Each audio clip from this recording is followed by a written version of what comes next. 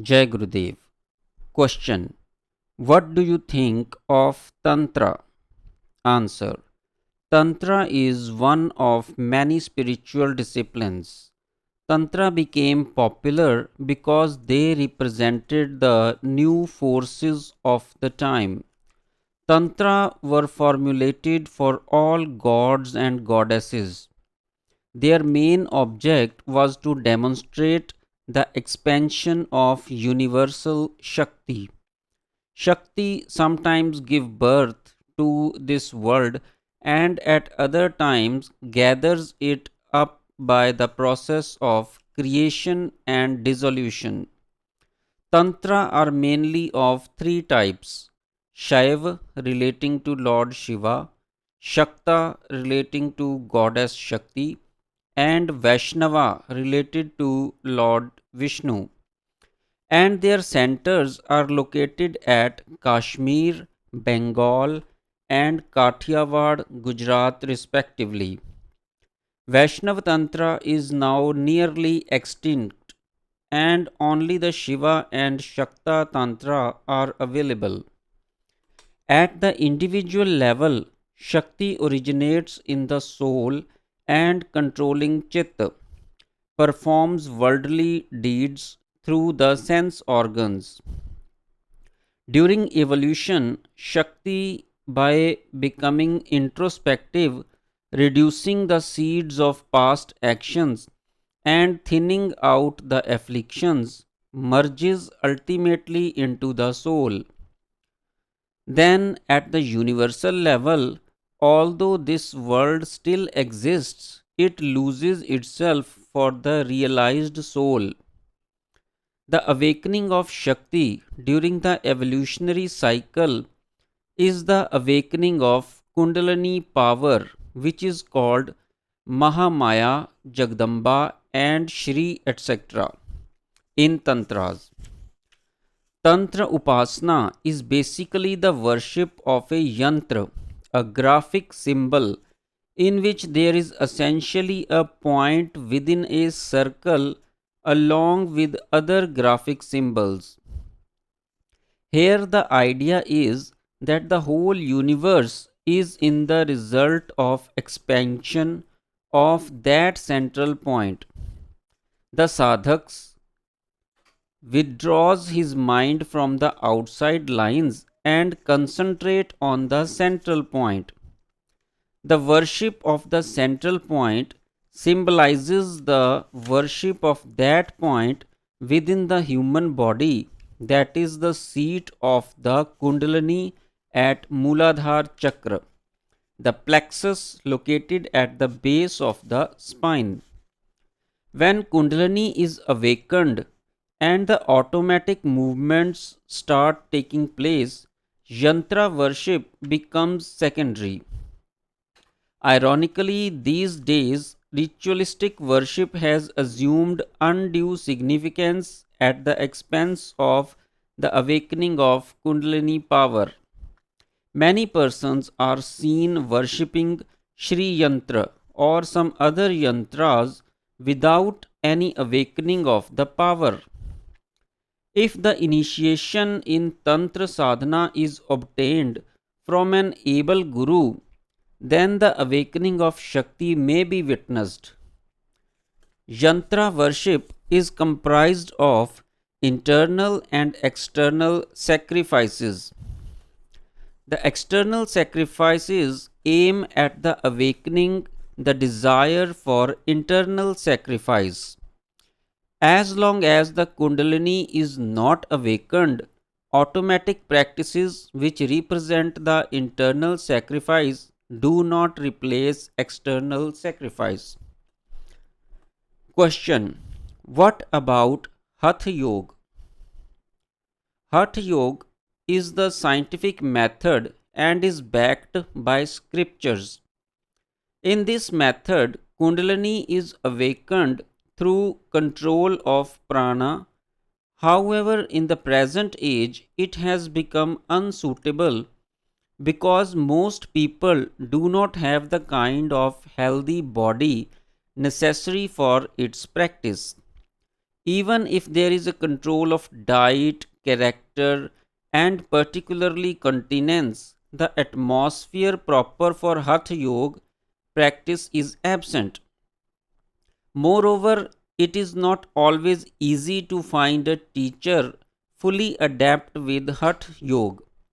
It must be pointed out here that prolonged personal guidance from the teacher is essential for some of the Hatha Yoga practices. Hatha Yoga is not simply learning body postures or breathing exercises. The word Hatha is composed of two parts: Ha, meaning the Ida current within the spinal column, and Tha, meaning the Pingala current. There is third current called Sushmana, which runs through the middle of the spinal column, while Ida and Pingala runs respectively on the left and right sides. All of these three currents originate at the Mooladhara. In Hatha Yoga, prana is restrained from entering Ida and Pingala and is concentrated at the Mooladhara chakra. Mantra power is used to produce shock therapy, forcing prana to enter the Sushmana for ascension. This ascent is described as awakening of the Kundalini. Question: what do you think of Karma Kand, that is ritual worship? Answer: Lord Ganesh, being the Lord of Mooladhar and the giver of temporal and worldly gifts, is worshipped first in the Karmakand. Karmakand is performed mainly for obtaining worldly pleasures. Here, Shakti, acting through the medium of sense instruments, gives worldly fulfillment. Worship is performed to strengthen Shakti. However, when Karma Kand is performed for enhancing spiritual progress, Lord Ganesh help achieve Siddhi, that is spiritual fulfillment. Question: what are the various kinds of initiation? Answer: these are the types: Anvi, Shakti, and Shambhavi. When he is given the initiation called Anvi, the aspirant performs japa, worship, and spiritual practice egotistically and with effort. It is the effort of the human being who is like Anu, an atom, and whose aim, God realization, is much bigger compared to his own infinitesimal existence. The second initiation is Shakti, which involves the awakening of supernatural force within the body, and this awakened power acts for the spiritual upliftment of the aspirant. The third is called Shambhavi. Shambhu is the name of Lord Shiva. Lord Shiva is described by scriptures as the Supreme Lord, having among innumerable attributes unimpeded will, absolute knowledge, absolute power of creativity, and absolute self consciousness. This initiation, which transforms the disciple into the person of Lord Shiva, is Shambhavi Diksha. The type of initiation given to the particular disciple depends on the competence of the teacher as well as the capacity of the disciple. Many disciples are much too eager to receive the higher types like Shakti or Shambhavi initiation. They should, however, realize that they can be given these only when they have developed greater spiritual capacity. Constant practice and patience are very important for spiritual advancement. Surrender to the will of the Guru in whom the disciple has faith is very essential. A Guru himself is not always dwelling in the highest state of superconsciousness. Just as every Guru is not at the same level of development, so also different disciples have different capacities.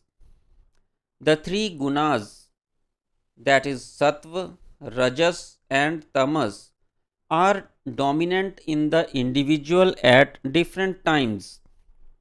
When at the time of initiation both the teacher and disciple have sattva as the dominant gun, Shambhavi Diksha takes place.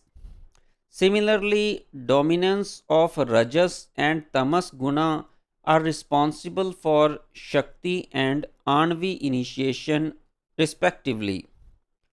Question: which is Kundalini Shakti, Jad or Chetana?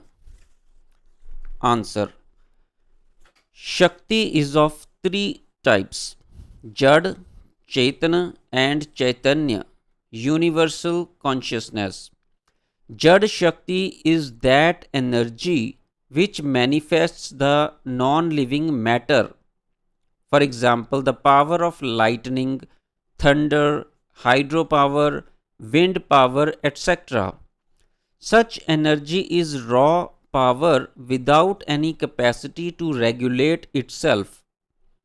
An electric fan, for example, cannot shut itself off even when the blast of air from it is no longer needed. The second type of power, Chaitan Shakti, is that which regulates the senses, mind, intellect, and ego.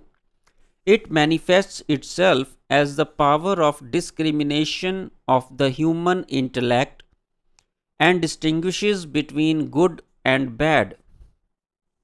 The third power is Chaitanya Shakti, that is universal consciousness, which is at the root of manifestation of this external world.